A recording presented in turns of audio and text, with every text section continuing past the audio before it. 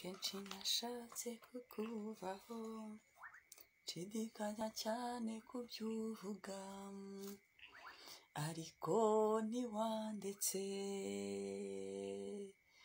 wanyigishije kwihangana wemera yuko mbabazwa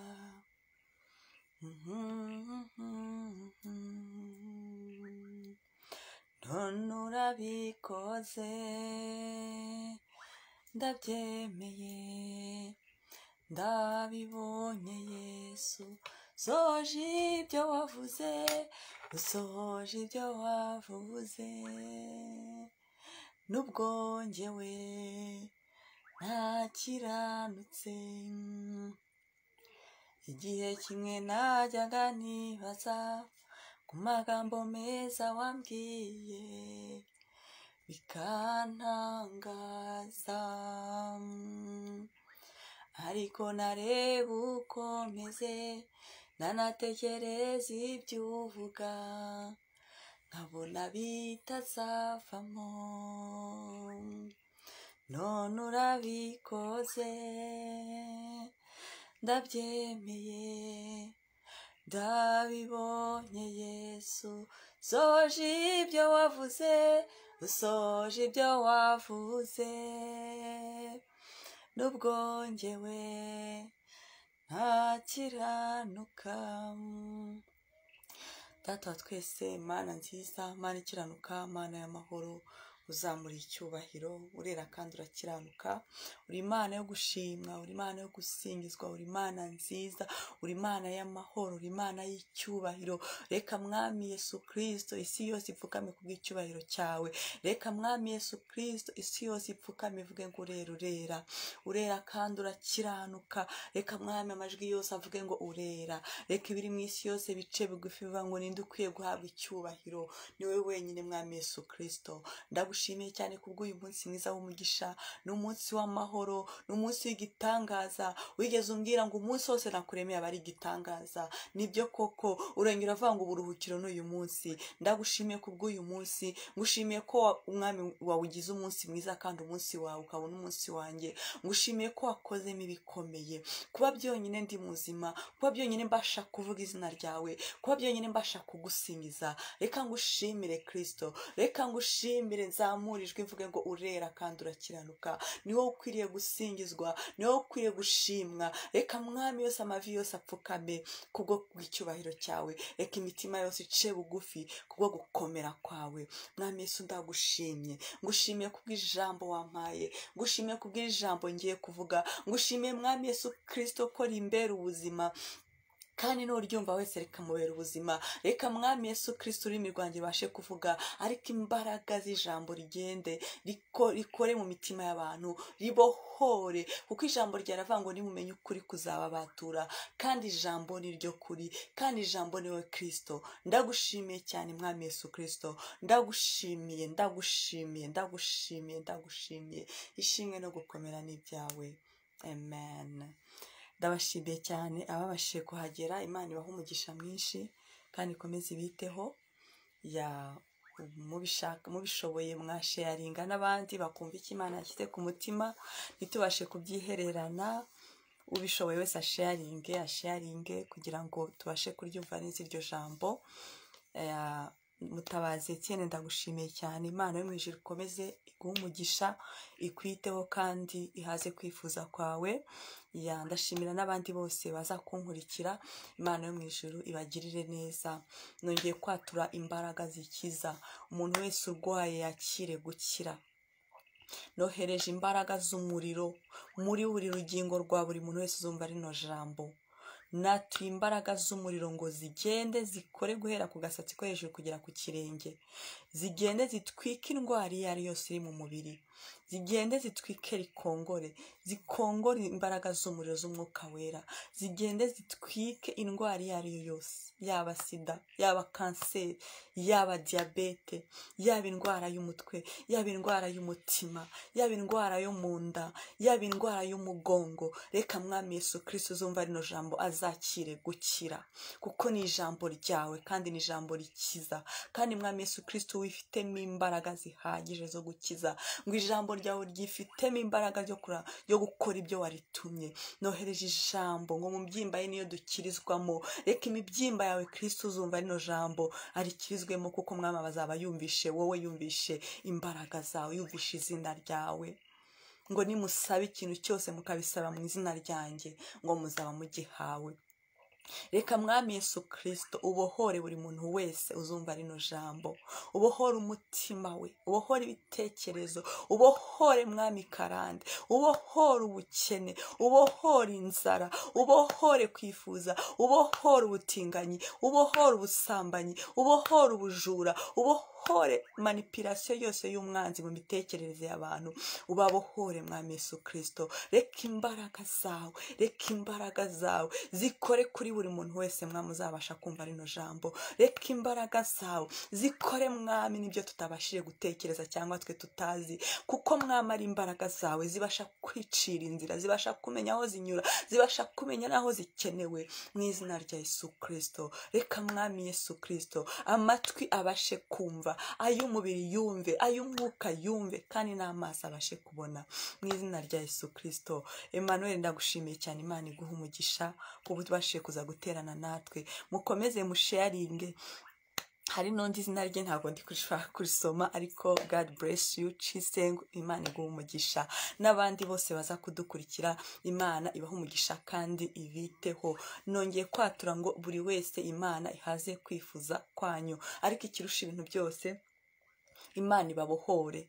Imitima yanyu ibe ubuturo bwa Kristo, imitima yanyu ibe aho Kristo atuye, imitima yanyu Kristo aturemo. Mwakira agakiza, mwakira imbaraga z'ubumana, mwakire kugendererwa n'Imana, mwakire kubona imbaraga z'Imana, mwakire kwibuka umuremyi wabaremye, mwakire kubona ko kuba kuri iyi si nta kundi usibye kubana n'Umwami Imana, mu izina rya Yesu Kristo, mu izina rya Yesu Kristo. Ndabashimiye cyane. Reka mbabwire ijambo Umwami Yesu Kristo yanshyize ku mutima. Yashyize ku ijambo rivuga ngo ubwenge bumenyekanishwa, biri muri Matayo igice cya 11 umurongo wa 19 kuri B yaho haravuga ngo ariko ubwenge bwerekanwa n'imirimo yabwo. Igice cyose gitangira kivuga ngo Yesu yaramaze gutangara cyane, yibaza ngo ariko abiki gihe bameze bate. Arababaza ati Yohani yaje arya atarya atanywa, ati dore uko bimeze. Ati Kristo aje asangira n'ibisambo n'iki, ati dore ni ikirura. Arangije aravuga ngo ku gice cya ni Matayo 16 umurongo wa 11 umurongo wa 16 arabaza ngo ariko abiki gihe ndabagereranya n'iki. Yabazaga abiki gihe, ese twebwe abiki gihe turagereranywa n'iki? Ngo bameze nk'abana bato bicaye mu maguriro bahamagara bagenzi babo bati twabavugirije imyirongi ntimwabyina, twaboroze ntimwarira. Murabyumva? Nuvuga ngo abana bato ubundi ushyizemo indirimbo barabyina kuko bo nta kibazo baba bafite, ariko Kristo aravuga ngo mumeze nk'abana bato, twabavugirije imyirongi ntimwabyina,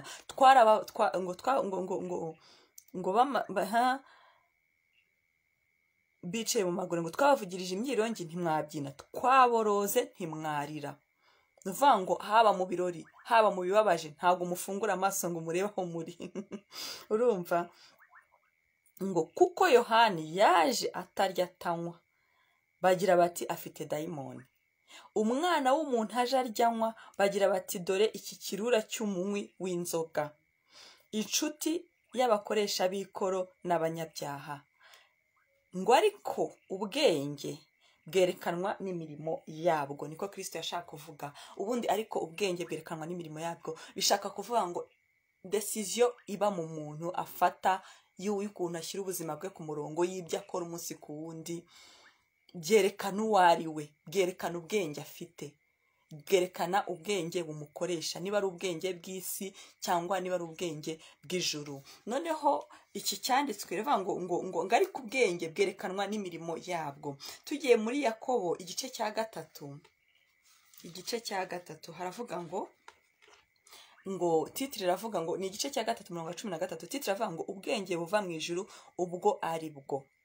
Ngo ninde muri mwe w'umunyabwenge kandi w'umuhanga niyerekanisha ingeso ze n'imirimo ye. Kandi hari abatubwiye ngo ariko ubwenge bwerekanwa n'imirimo yabwo. Naravuga ngo ubwenge niyerekanisha ingeso nziza n'imirimo ye, ngo afite ubugwaneza n'ubwenge. Ariko niba muhorana amakimbirane akaze mu mitima yanyu, mugahorana intonganya, ntimukabyiratane ngo mubeshyere ukuri. Hari ukuntu umuntu akora ikintu akidefanda kandi azi ko atari cyiza, kabwira umuntu nabi akavuga ngo wana ngo niko nagombaga kumubwira, ngo rese ntari kumubwira gute. Ngo noneho hano Bibiliya avuga ngo ntimukabyiratane ngo mubeshyere ukuri, mubivuge ko ibyo mwakoze byari ukuri, ko nta kundi kuntu mwari kubigenza. Bene ubwo bwenge bene ubwo bwenge sibwo bumanuka buvuye mu ijuru. Ubwo bwenge buzana intonganya, amakimbirane, ntago ari ubwenge buva mu ijuru. Ngo bene ubwo bwenge sibwo bumanuka buvuye mu ijuru, ngo ahubwo n'ubw'isi, kandi isi turayizi n'umwami wayo, ni ubwenge buva kuri Satani. Bibiliya ikomeza ivuga ngo n'ubw'inyamaswa abantu. Umuntu ufite ubwenge bwo ubona Yesu harantu yavuze avuga ngo ab'isi ni abanyabwenge mu bwami bwabo, ni abanyabwenge mu bwami bwabo. Ni uvuga ngo hari ibintu byinshi bibaho kuri iyi si byavuye ku mwanzi. For example, nk'iyo ubona ukuntu badefanda abatinganyi kandi bakabishyira ahantu hagaragara, bakabyita ukuri, bakavuga ko nta yandi mahitamo. Pourtant spiritually ni spirit yindi yatewe muri bari abantu, ariko bakavuga ngo niko yaremwe, ntawaziza umuntu uko yaremwe. Bigaragara rero ko ni ubwenge bw'isi, ngo ni ubwenge nyamaswa abantu. None hakomeza bavuga ngo ni ubw'abadayimoni, ubwenge budefanda kandi apara mukabona ko ari bwo, ariko butavuye ku Mana, ni ubwenge bw'abadayimoni. Bibiliya ikomeza ivuga ngo kuko aho amakimbirane n'intonganya biri, ariho no kuvugurungana kuri no gukora ibibi byose. Ahantu hose hari amakimbirane, hari ukutumvikana. Nigeze numva akantu kamwe gutya k'abakatolike bavugaga ngo bavuga abadayimoni, bakavuga ngo ni amashitani. Bavuga ngo ahantu hose uzabona intambara, abantu batari kumvikana, abantu bari gushwana, ahantu mbese hari umwuka mubi, hari guhemukirana, kubeshyirana, kumva umuntu yagira undi nabi, tayari baba batewe n'amashitani, baba batewe n'abadayimoni. Ariko iyo ubashe kuganira n'umwe arakubwira ngo kanaka gutya, n'undi ati kanaka gutya, ni umwuka w'abadayimoni uba wateye abantu. Ariko Bibiliya ikomeza ivuga kuri 17 ngo ariko ubwenge buva mu ijuru, irya mbere buraboneye, kandi ni ubw'amahoro, n'ubw'ineza, bwemera kugirwa inama, bwuzuye imbabazi n'imbuto nziza. Imbuto nziza, imbuto nziza. Ufite Kristo muri we yera imbuto nziza, ufite umwuka wera yera imbuto nziza. Ngo butarobanura ku butoni, ngo kandi butagira uburyarya. Sibyo? Ni ukuvuga ngo butarobanura ubutoni. Hano rero bakomeje kutubwira ubwenge. Noneho ukibaza uti se ubwo bwenge burihe? Ubwo bwenge burihe? Ubwo bwenge ni iki? Ubwo bwenge ese twabukurahe? Muri Yakobo 5:3 aravuga ngo utabufite abusabe. Ariko ahangaha ndashaka kubabwira ko ubwenge aho uva bukagera ni Kristo.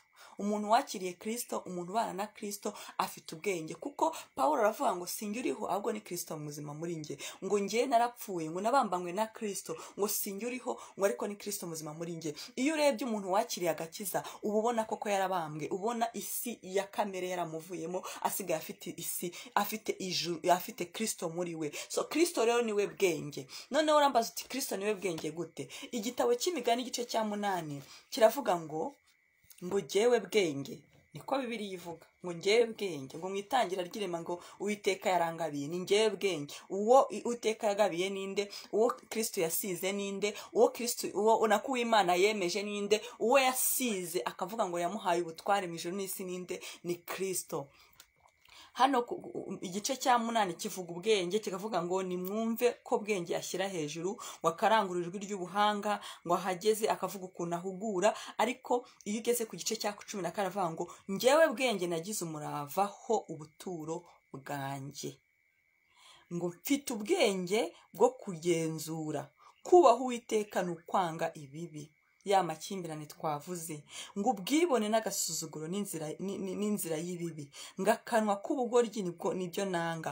Kuri 14 hakavuga ngo ninjye nyiri inama no kumenya gutunganye, ninjye nyiri inama no kumenya gutunganye. Ntabwo rero Kristo yatanga inama no kumenya gutunganye ari hanze y'umuntu, ahubwo nuko abatuye muri we. Niyo mpamvu Bibiliya ivuga ngo mwakire Kristo ababera umwami n'umukiza, ababera umuyobozi. Noneho agiye no kugenda avuye ku isi aravuga ngo nzaboherereza umufasha. Umufasha ni Kristo, ni ubundi Mwuka Wera ni Kristo nta limite, ni Kristo ushobora kugera ahantu hose mu mitima y'abantu. Ariko akiri Emmanuel yari Kristo Imana mu bantu, ariko yari afite agace gatoya yabashe kugeramo. Ariko amaze kugenda aravuga ngo nzaboherereza umufasha kandi azabana namwe. Arongera anatubwira ngo amategeko ikigeza avuye ku bisate by'amabuye bimwe Mose yari afite yandikwe mu mitima yacu. Nuvuga ngo ari amategeko yatanze n'Imana, mbese nuvuga ngo ni Imana yari amategeko, noneho bigeraho aje kwandikwa mu mitima yacu. Nuvuga ngo ni Kristo waje gutura muri twe. Kristo niwe Mana, niwe watanze ari amategeko. Noneho ugasanga Kristo adushoboza kubaho mu bugwaneza, mu mahoro, nta ngeso mbi, kubera ko yaje gutura mu mitima yacu. None hano akomeza avuga ngo ninjye nyiri inama no kumenya gutunganye.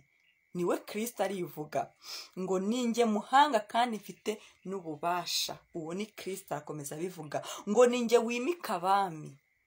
Nuvuga ngo niba abasha kwimika abami afite isi mu biganza.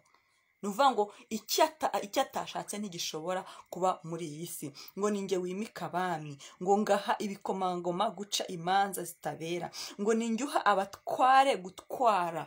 Umuntu uhereza abatware gutwara nta kintu adashoboye, ashoboye byose. Kandi hari n'ahandi Bibiliya ivuga ngo ni ifeza n'izahabu n'ibyanjye.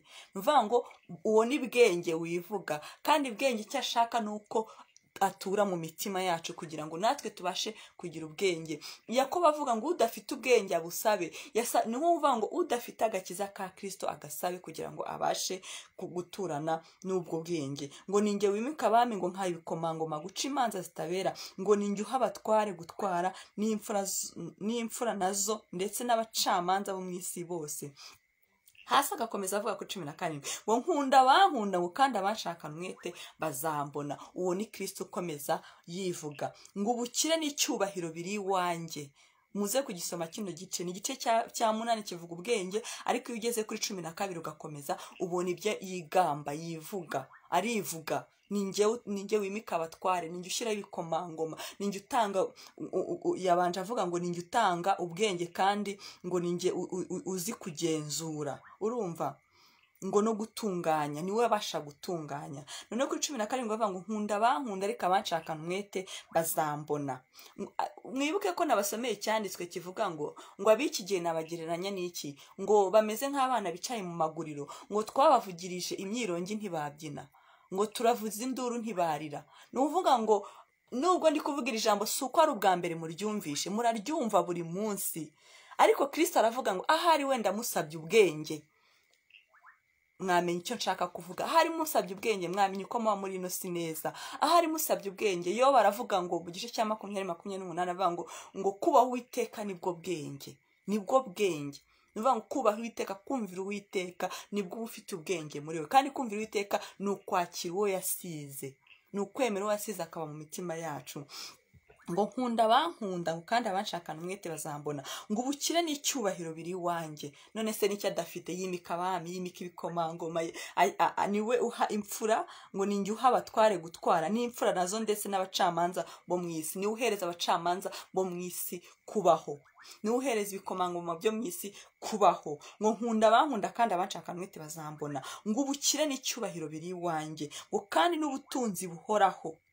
no gukiranuka nabyo biri iwanjye. Ibi ni ibyo umuntu abona akiri muri iyi si, kandi ni nawe utanga ubugingo buhoraho.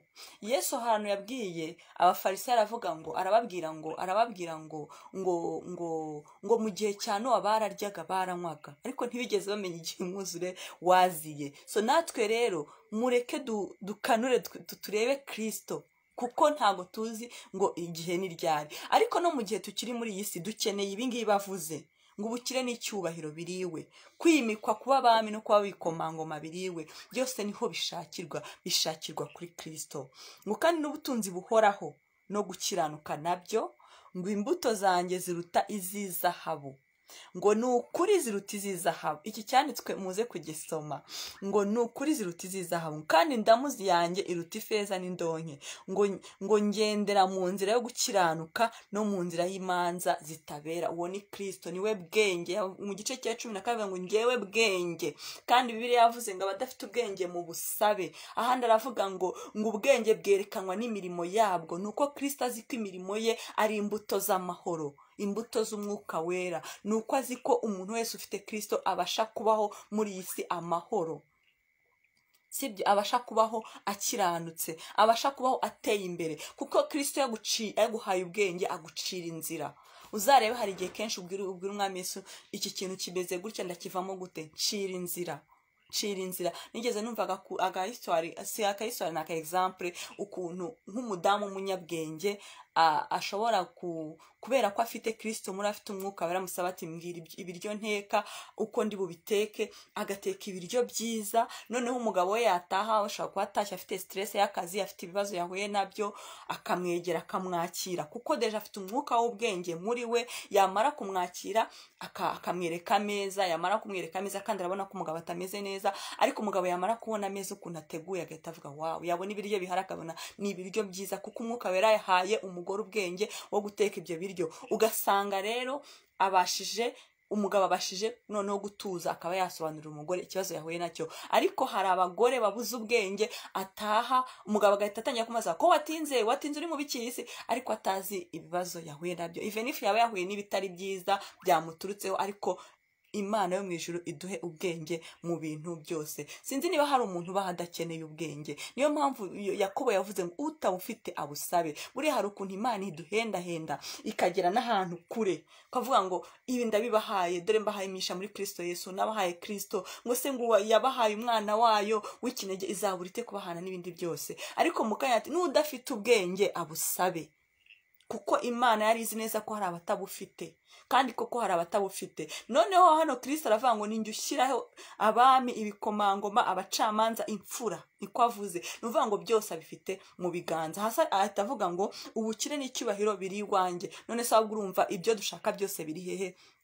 Biri kuri Kristo. Noneho kikwemeza ko ari we neza, ku gice cya 20 akavuga ngo Uwiteka mu itangira ry'iremwa yarangabiye. Ariko arivuga. Nuvuga ngo Yesu niwe nzira y'ukuri n'ubugingo, niwe buzima bw'ubu munsi no mu gihe kizaza. So abadafite ubwenge rero mu busabe, kuko abantu benshi muri iyi si babaho badafite ubwenge. Ari ukugenda mu gitondo akagenda akagaruka. Ikindi kandi ntimutekereze ko ubwenge mvuga hano ari ubwenge butagaragara.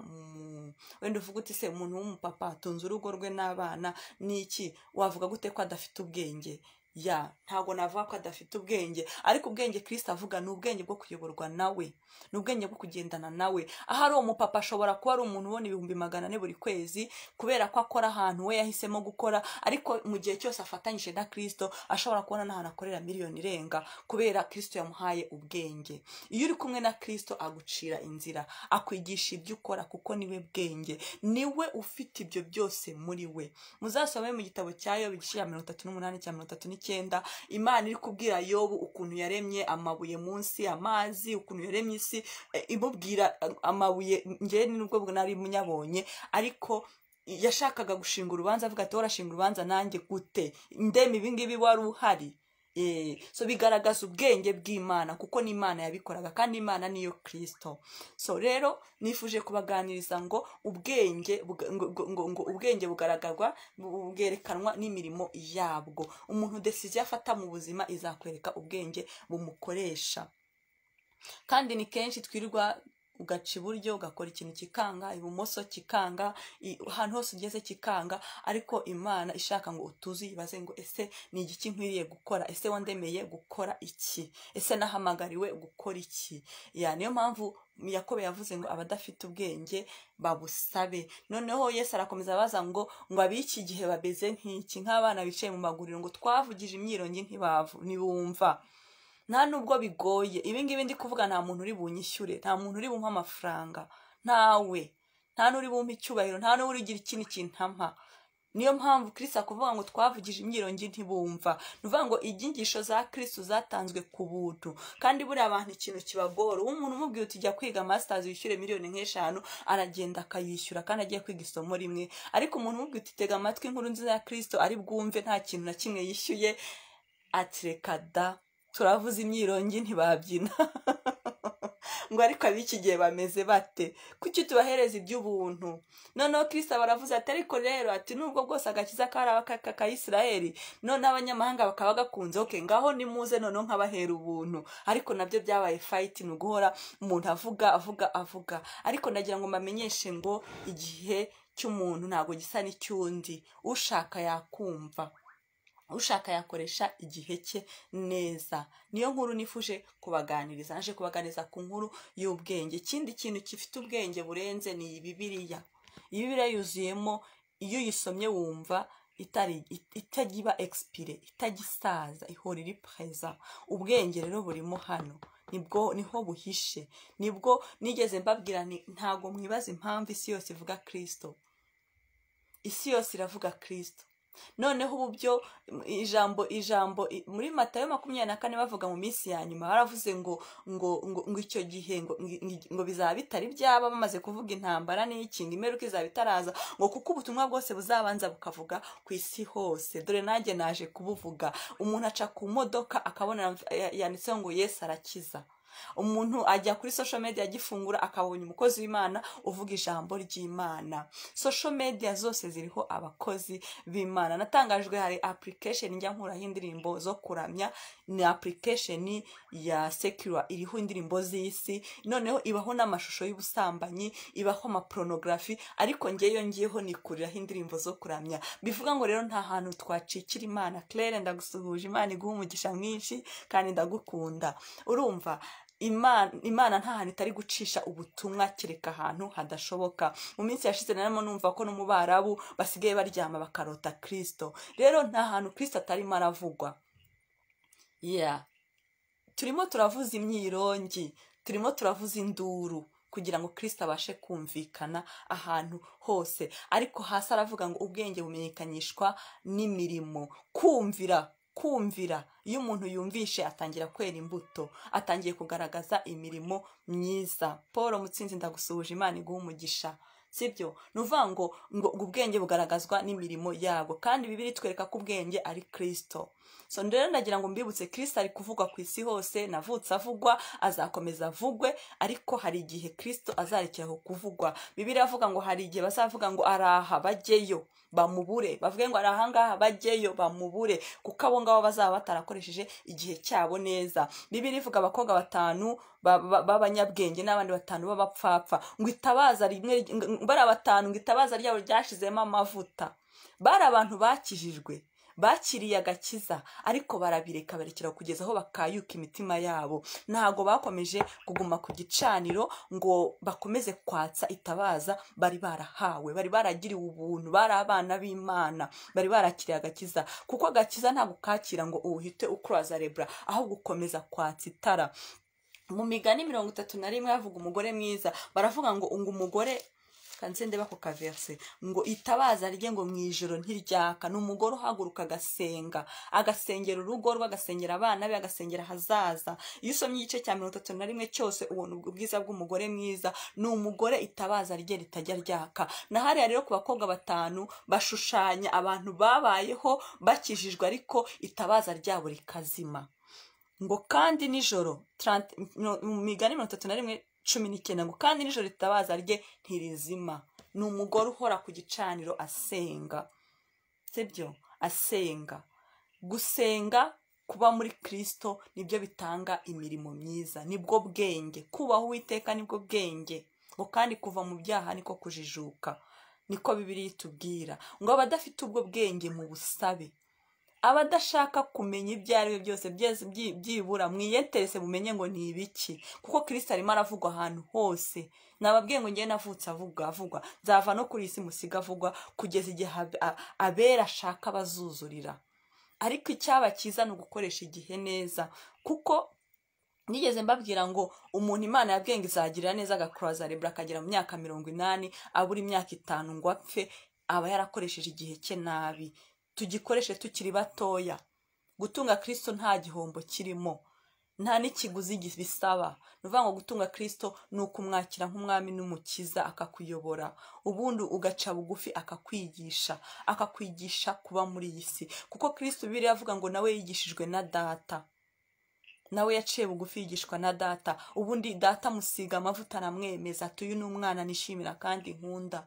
ngo amaze mu Baheburayo avuga ngo amaze ngo kubabazwa no kugira gute, ngo yumvishwe kubwo kumvira kwe. Kandi uwo yari Kristo, yumvishwe kubwo kumvira kwe. Kubera kumvira nibwo Imana yamwumviye, kubwo kumvira kwe. So natwe rero twumvire bwenge aduhugure. Ngo bwenge arahugura, niko igitabo cya Ntuza kivuga. Ngo bwenge arahugura.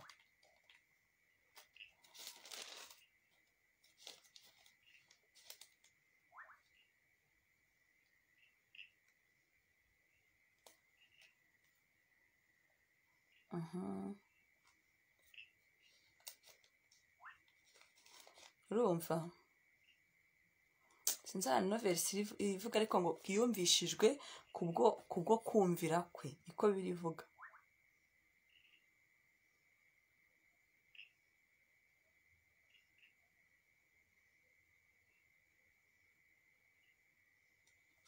Biri mu Baheburayo ariko sinibuka igice kirimo, igice cya 5, niba ari cya kangahe. Aha ni igice cya 5, igice cya 5 umurongo wa 6. Ngo kandi nk'uko yavuze n'ahandi ati uri umutambyi iteka ryose, ngo mu buryo bwa Melikisedeki. Imana yarimo imwemeza, ngo mu butambyi bwa Melikisedeki. Ngo Yesu akiri mu mubiri, ngo amaze kwinginga no gusenga cyane, iyabashije kumukiza urupfu. Ibi Kristo nawe yarabikoze, ngo yabashije kumukiza urupfu, ngo ataka cyane arira, ngo yumviswe kubwo kubabara kwe. Ngo nyamara nubwo yari umwana w'Imana yigishijwe kumvira kubw'imibabaro yihanganiye. Ngo kandi amaze gutunganywa rwose abera abamwumvise bose umuhesha w'agakiza. Ni ukuvuga ngo Kristo nawe yaciye bugufi, arasenga, ararira. Urumva? Ararira, arasenga, ngo agirekaho no kumvira. None nanjye ndifuza kubifuriza ngo Imana ibahe kumvira. Mwumvire bwenge arahugura, mwumvire bwenge kugira ngo tubashe kugira imirimo myiza. Kuko nigeze mbabwira ngo iyi si twayijeho kandi ntago tuzasubira inyuma. Kereka uyu munsi upfuye nibwo wayivaho, ariko as long as ukiyiriho hari misiyo ukiyifiteho, hari ibyo ugomba kuyikoraho, hari n'ibyo uzabazwa ku munsi w'urubanza. Imana izakubaza ngo ibi, tuvuge nk'urugero nko ku mugabo n'umugore. Imana izabanza imubaze ngo abana nabahaye mwabafashe gute, umugabo wamwitayeho gute, itorero naguhaye warifashe gute, sosiyete naguhaye wayifashe gute, ese ko nari naguhaye ubutumwa bwiza ngo uvuge wabukoresheje gute, ese ko nari naguhaye uruganda ngo uruyobore witwaye gute. Iby'Imana yaduhaye byose izabitubaza, ariko kugira ngo tubishobore ni uko tugira bwenge muri twe, akatuyobora. Ngo bwenge arahugura. Noneho igitabo cy'Imigani ufite umwanya azagisome, kirahugura, nta nubwo bisaba ko uri umukizwa, kirahugura. Igice cya mbere kivuga ubwenge, icya kabiri hariho biriya bice 5 bya mbere. Icya mbere kivuga ubwenge, ukuntu ahugura ikiza cy'ubwenge n'ubuhanga, bagasobanura ubwenge n'ubuhanga ibyiza cyabyo. None igice cya kabiri nacyo kikavuga, iyo utangiye gusoma ugenda usobanukirwa buri gice gifite ikintu kivugaho. 5 na 6 bivuga kutishyingira, kudasambana na maraya. Nuvuga ngo buri gice kigenda kivuga icyacyo. Noneho harimo n'igice kivuga ku bijyanye no kurera abana. Numva ngo iki gitabo cy'imigani ni igitabo cy'ubwenge. Ushaka kumenya ubwenge yagisoma. Niho gitangira avuga ngo ubwenge arahugura. Nuko Yakobo arakomeza avuga ngo utabufite abusabe, Yakobo 5:3. So ndabashimiye rero, nifuza kubabwira ngo ubwenge tubusabe kugira ngo tubashe gukora ibyo dukwiriye gukora neza muri iyi si. Hareke kubaho guhuzagurika, hareke kubaho guhuzagurika, hareke kubaho umuntu agenda ataza ahagiye, hareke kubaho umuntu abaho ari umunyabyaha. Bibiri ivuga umunyabyaha ni umuntu udakiranutse, ni umuntu ubyuka ajya gushaka amafaranga agataha afite umunaniro utuma aryama yongera abyuka agenda. Ugasanga mu buzima bwe nta gihe afata ngo arebe uwo ari we, arebe n'icyo akeneye, arebe niba ari n'ikiri yamara muri sosiyete. Ayo mafaranga akagenda akayakorera akayashyira kuri konte, ariko umunsi yapfa akaribwa n'abandi. So rero iyo harimo ubwenge aramenya ngo ayo mafaranga nakoreye nayakorera gute, se nayakorera gute ku buryo nkora n'ibindi. Hari n'ibindi bitureba nabyo ntitubireka, ariko n'ibyo tubyongereho. Hari n'ibindi bitureba byinshi.